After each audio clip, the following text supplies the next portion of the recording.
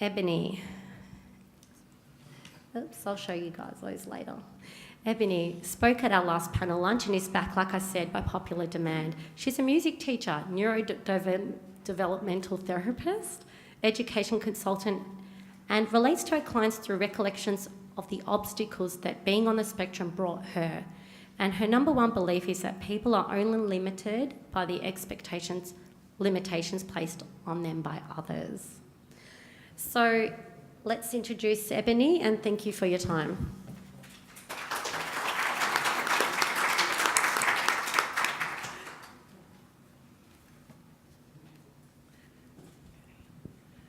Thanks, Katie, and thanks again to Yellow Ladybugs for putting on this event. It's really great to be able to take it around the state and to go to different places, as Katie said. I'm going to be talking to you about 3 different areas today. So class rules, teamwork, and executive functioning. So in this first time slot, I'm going to spend about 10 minutes on each of those areas, and then after lunch we'll come back and talk about more strategies with executive functioning, because that's quite a large area. So I just want to get a show of hands first. Who is a parent of a child on the spectrum?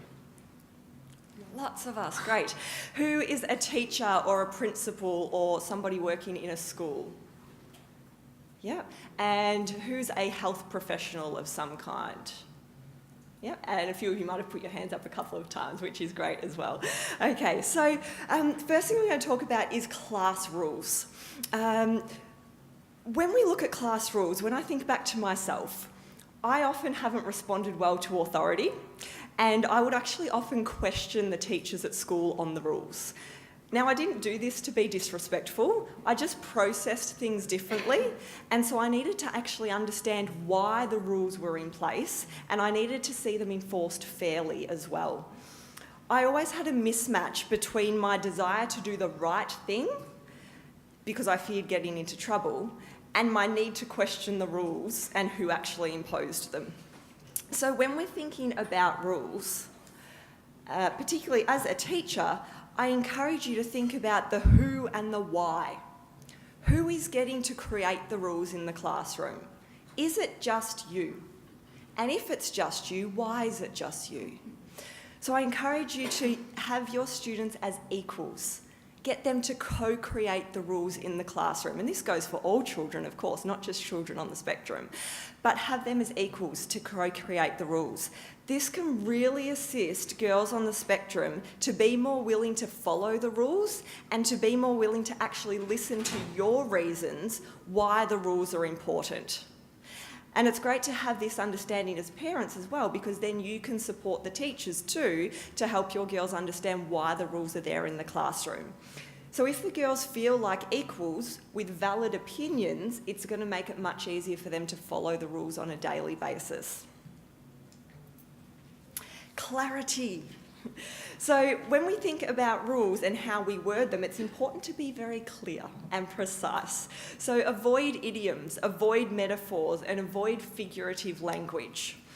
Clarity includes providing concrete examples as well. So I always know I needed a concrete example to be able to attach that rule to. I needed an explanation, a situation that could be explained to me where that rule might be relevant. So if you use idioms and metaphors and figurative language, it's not going to be as easy for you to provide a concrete example. So that's why I recommend you avoid using that type of language. Clarity doesn't just relate to the creation of the rules, it also relates to how the rules are being communicated on a daily basis. So for example, if as a teacher you say to a student, "Did you see the rest of the class put their books away?" The girl on the spectrum's likely to say, "Yeah, I did."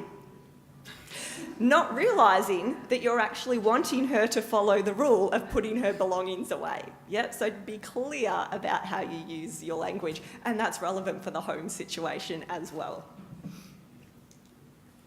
Consistency.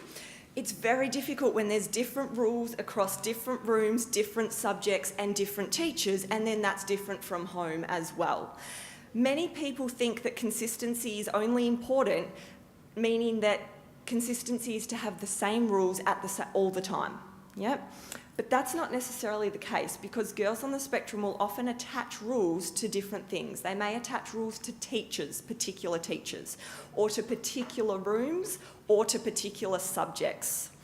So for example, if the girl has one teacher for their homeroom, their main teacher, and then a different teacher comes into that same room, they may expect the same rules because it's the same room. So the same room has to have the same rules. Yet this second teacher has a different set of rules that they use themselves. That's very confusing. Yeah. It might be that the same teacher teaches them for different subjects. So they have one teacher that has them for maths, and that same teacher has them for food technology.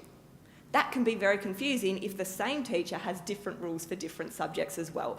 So I encourage you to talk to your girls and find out what they're expecting. Do they attach rules to a teacher, or do they attach them to a room or a subject? And then you can have discussions around that with them as well. Creating rules. We can also think about rephrasing them and visually representing the rules. So rephrase them to make sure they make sense to the girls in the room. So for example, you might have a rule that says one voice at a time. This could be interpreted in many ways. I often had a voice in my own head telling me to do certain things. So to have one voice at a time was quite confusing, because if the teacher was talking, well, what was I supposed to do about the voice in my head? Was I supposed to shut it off? And how on earth did I do that? Because that meant there were two voices. So also the words "a time" could be considered vague as well. So you might like to rephrase that rule to something such as only one person in the classroom, that excludes the voice in my head, speaks at every moment. Yep. Or two people in the classroom don't speak together at the same moment. Yep. Using drawings, using concept maps, any sort of visual representation so that the rule makes sense as well to back up the language is important. The social implications of rules. This is often things we don't think about or we're not aware about as teachers and as parents. So as I mentioned briefly before, it's been found that girls on the spectrum, and this is very true for me, often have a strong sense of right and wrong. So I always had difficulty when a child that I considered a friend broke a rule. There was this real internal struggle around, do I tell the teacher or not? Loyalty to that friend would mean that I wouldn't tell on them. But they broke a rule, so I have to tell on them because you're not allowed to break the rules. Also, the depth of the rule breaking was something that was challenging for me. So whether it was a little rule break and therefore I didn't need to tell the teacher, I could just let it go, or if it was something really important and really quite dangerous and I needed to let the teacher know. In primary school, I didn't understand the difference. I couldn't get my head around the difference between a little rule break or a substantial rule break. In high school, I was able to differentiate between the two, and that slightly helped with peer relationships because I could let some of the little things go, and therefore my friends weren't upset with them for going to the teacher about something little that they'd done. In grade 3 and 4, I had that internal struggle again around the logicalness of a consequence, or the fairness, or the justice. I was talking, there was a lot of us talking actually. I didn't often break rules, but this day I did, I don't quite know why. But I was talking when I shouldn't have been talking, as were a lot of people around me. The teacher had her back to us, so she couldn't see who was doing it. But then she did pick out a number of voices. I wasn't picked out, she didn't pick me out as one of the kids that was talking. But she asked, was there anybody else that was talking when they shouldn't have been? So wanting to do the right thing and confess that I broke a rule, I put my hand up and said, yes, I was talking as well. I was given 10 minutes detention, like everybody else who was talking. Now, to me, that was really unfair because I confessed, I was honest, and I owned up. So in my mind, I should have been given 5 minutes, not 10. So that really affected my relationship with the teacher because I thought I was honest and should have been rewarded for that honesty when I was actually given the same consequence as everybody else who hadn't owned up. So just be aware that there might be an internal struggle going on, and as a parent, for you, be aware that things like that might have happened during the day and you might not be aware of them, and your girl may not come home and tell you, but they may be dealing with that. The last point around class rules. is related to consequences. I really encourage you as teachers and as parents at home as well to pre-state your consequences. You have a list of class rules, or you have a list of home rules and they might be written up somewhere. Also have a list of consequences that are written up so your girls know, if I break this rule, this is what's going to happen. It's not unexpected. Also make sure your consequences are logical. So for example, picking up 10 pieces of paper in the classroom doesn't have much relationship to hurting a child in the playground or to talking over the top of a teacher. To me, a more logical link would be picking up 10 pieces of paper if I had a messy desk. That makes more sense. There's more of a relationship there. But be mindful that your consequence might not be logical to the student. So you may think a student in your classroom has a messy desk, but to that girl, their desk is organised perfectly for them the way that they need it. Yeah? So again, asking them to clean it up or giving them a consequence for having a messy desk might not be logical to them because to them their desk isn't messy. It's just the way they need it organised. There's also an emotional impact. I know I often got angry at myself for receiving a consequence. If I did somehow break a rule, which was usually unintentional, I'd have lots of negative self-talk and self-punishment for breaking that rule. I'd be really angry with myself for doing that. So be aware of that as teachers and parents as well. So if you've got any more questions about class rules, feel free to jot them down and we can come back and answer them later on in the day. Teamwork. This is huge. Huge for all children, particularly children on the spectrum and particularly girls on the spectrum because we internalise, which Chloe and Christy are going to talk about more later on. Group selection is really important. Yep. Teacher selected versus self-selected. Often as a teacher, and I know because I was a teacher myself in classrooms for many years, you just select the groups because it's just quicker and it's just easier to do it. Yep. That's okay if you need to have teacher selected groups, but explain to the girl on the spectrum why you need to have the group selected as you've done it. Why does she need to be in that group with those people? I'd also encourage you though to allow her to self-select her group so that she can choose to be with people she feels comfortable with. That will greatly reduce the anxiety she has about working in a group. Consistency is important as well, consistency over time. So I know as teachers we often really like for students to work with different children in the classroom so they can develop new peer relationships and get used to working with different personalities. Yes, that's important. But if you're changing the group on the child every single time there's a group activity, huge anxiety. Because when you say we're doing group work today, that girl has no idea who's going to be in her group. Yep. So what I would do when I was a teacher in a classroom, I would say, these are your groups for the next 3 weeks, for example. Every time we do a group task, these are the people that are going to be in your group, so that girl then knows for those 3 weeks she's got the same people, she can feel a little bit more comfortable. And then you warn her that now for the next 3 groups you're going to have a different group. Yeah? Also ensure that groups are pre-arranged so that you don't have girls missing out and not being picked and not being selected and being the last one in the room standing there by herself because the students have chosen their own groups and she gets left. So having pre-arranged groups is important as well. Roles. Self-selected roles. So again, group work can be really challenging. So by giving the girls a chance to choose their own role in the group, are they going to be the leader? Are they going to be the speaker? Are they going to be the timekeeper? Are they going to be the note taker? Allow them to choose their own roles within the group. That allows them to use their strengths first and focus on their strengths. Use role cards so that it gives the girl a clear understanding of what her role is and what she needs to do when she's playing that role. Again, as teachers, we want students to develop skills in lots of different areas and we want them to have a go at all roles at some point in time.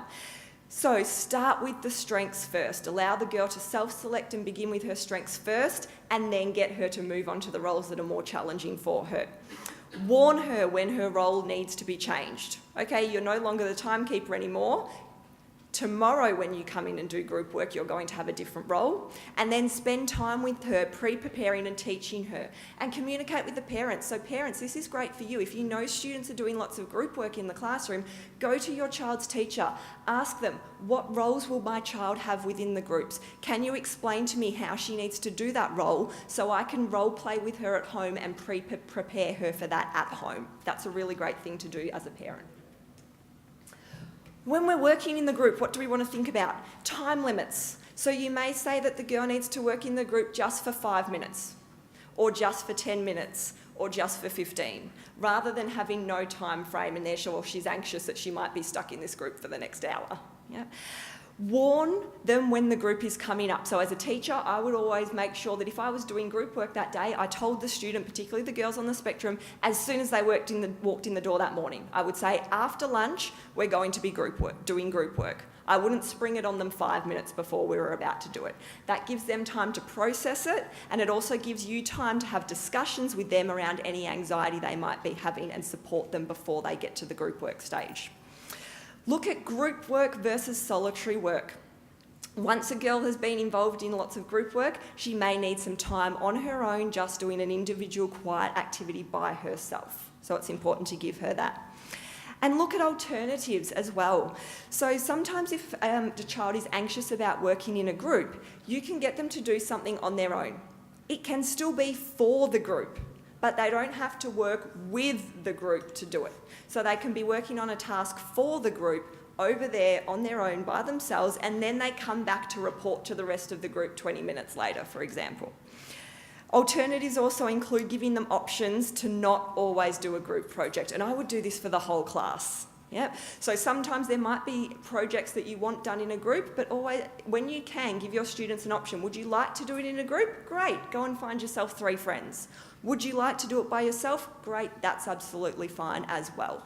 And as parents too, I'd encourage you to speak to your teachers and give them these options and give them these tips. If your daughter's teacher isn't here, you've now got the information to go and share with them. Accepting group decisions. This was really hard for me, really, really hard. This was my biggest area of struggle. I had a clear idea of what I wanted to do, but everybody else had a different idea, and that was a challenge for me. So when I thought about, what tips can I give teachers and parents around this? I thought about what would have helped me if I'd got support. So I had no support through primary school, high school, university. I wasn't diagnosed till I was 28. So nobody thought there was any reason to actually give me any support, so I got none throughout my schooling. So what would have assisted me would have been a choice of what to let go.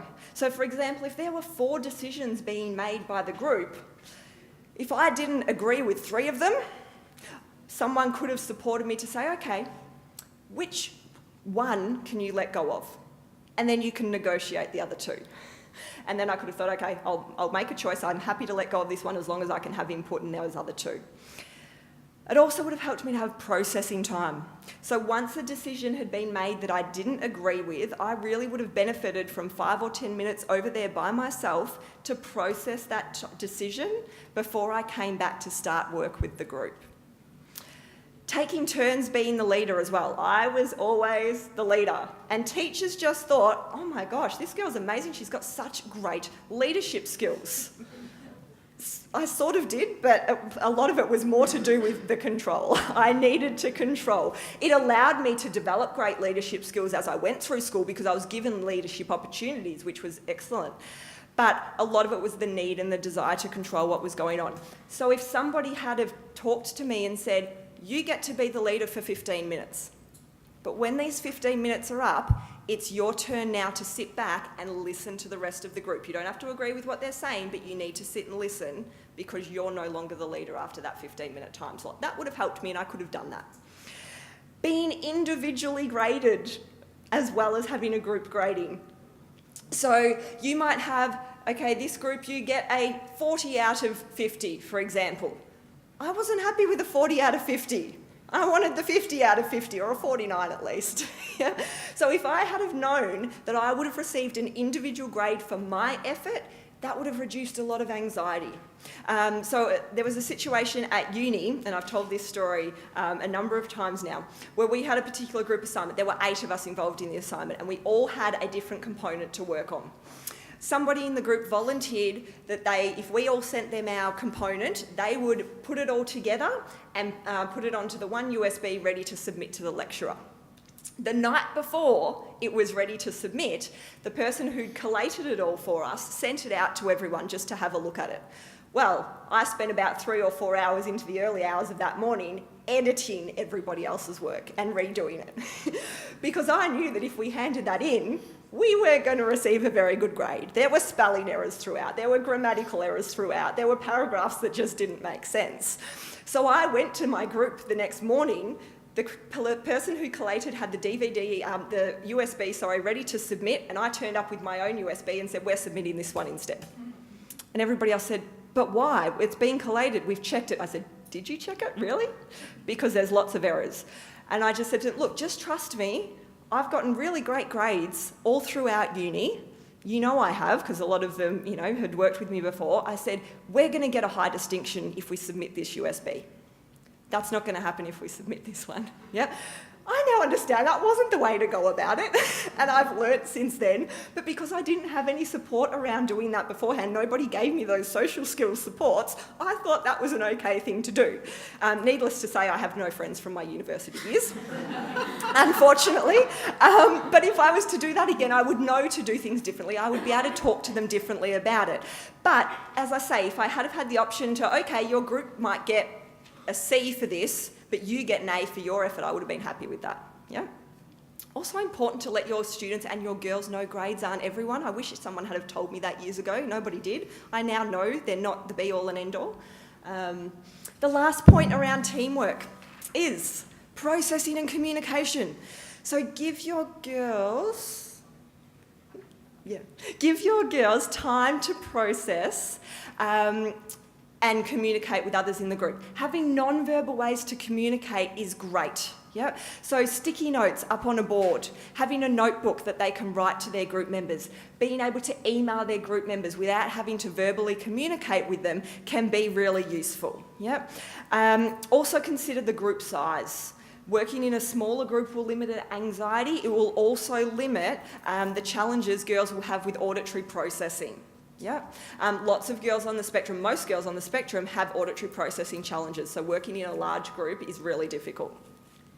And also use visual summaries at the end to keep track of where the group is up to and where it's going next. Okay, executive functioning.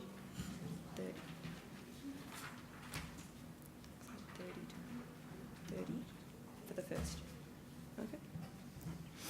All right, executive functioning, sorry, just timekeeping here.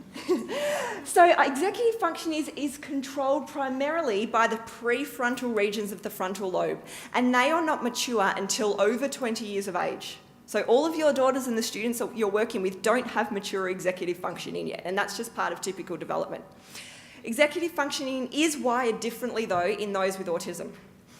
Autism does not cause difficulties with executive functioning, and executive functioning difficulties don't cause autism either.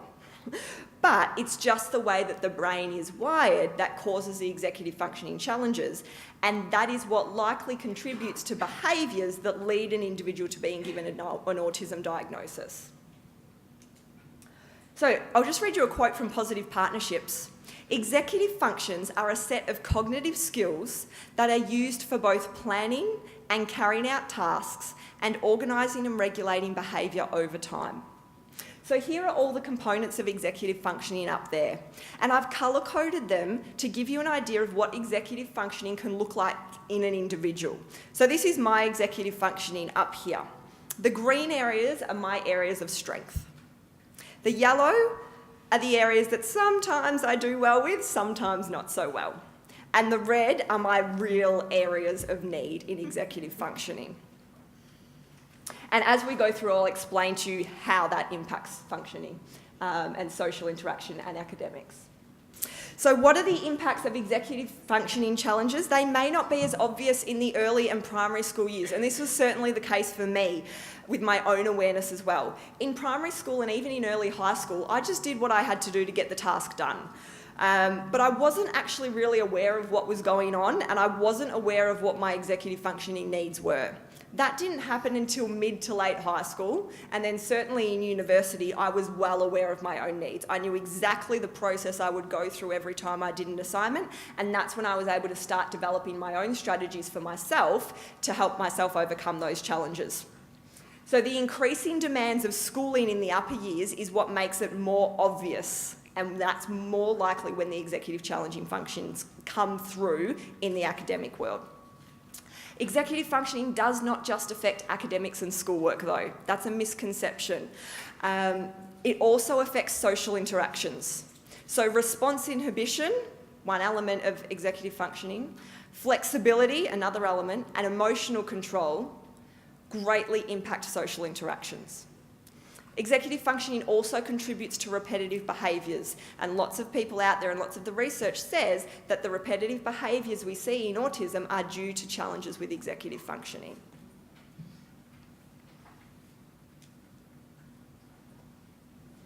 Do you want me to leave it there? I've just got a couple more slides, yeah? Okay. I'll go through these and then we will move on to our next speaker. So here's the elements of executive functioning: task initiation, time management, sustained attention, and goal direction. Yep. So task initiation for me, huge challenge. That's why it's up there in red. So I have real difficulties getting started on the task, just beginning it. Yep. Also have huge challenges manipulating word counts in an assignment, and that's all related to task initiation. Time management relates to prioritising and allocating your time for subcomponents of each task. Sometimes I do okay with that, sometimes it's a challenge. Sustained attention means, can the girl stay on task? Can they complete the work? Can they organise and sequence their thoughts? When you have challenges with sustained attention, it means you often forget where you're up to within the task or within the project. But I am very goal-directed, and I want to get things done, and I want to get them done on time.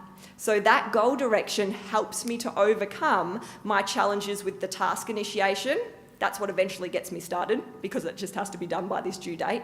And that helps me to time manage, and it helps me to sustain my attention because I'm driven by the fact that it just needs to get finished. Working memory, emotional control, and metacognition. So when you have challenges with working memory, I have big challenges in this area, I need to reread everything over and over again. I go back and forth between different sources. It means I'm very slow with my task completion. It means I forget where I'm up to. I have trouble remembering all of the information I've read from different sources and integrating it to form concepts. I have difficulties with proofreading because I forget what I'm actually looking for. Sorting through all of the information and highlighting key information. That's all a real challenge. Then we go on to emotional control, which is related to managing frustration, managing overwhelm, and being able to sequence my thoughts. But I have great metacognition now, didn't when I was younger, which means I am very aware of what I'm doing. I'm very aware of my own process. So my metacognition actually helps me to overcome my challenges in those other areas. It allows me to proofread, it allows me to sequence my thoughts eventually because I can work out what I'm actually doing and where I'm up to in my process. And the last slide, flexibility. Again, huge area of challenge for me. I like to do things the same way every time because I'm a perfectionist. Yep, absolute perfectionist. I now know that perfectionism isn't helpful, and I'm working really hard to change that within myself. Revising plans as I'm working through a project, that's really difficult because I don't like to revise. I like to just stick to the same thing, and it's very difficult for me to adapt to new ways of doing things. Response inhibition is another element of executive functioning. Makes it difficult for me to keep to the word counts. I always go thousands of words over a word count, and then I spend days and weeks cutting it all out again. Yeah? But I'm very good at planning, and I'm very good at organisation. And that allows me to revise my plans as I go through. It allows me to highlight my key information. It allows me to maintain my notes and keep my belongings organised. So that gives you an idea of how strengths in executive functioning can help you overcome challenges in the other area. So thank you, and I'll be back to talk to you later on about some strategies.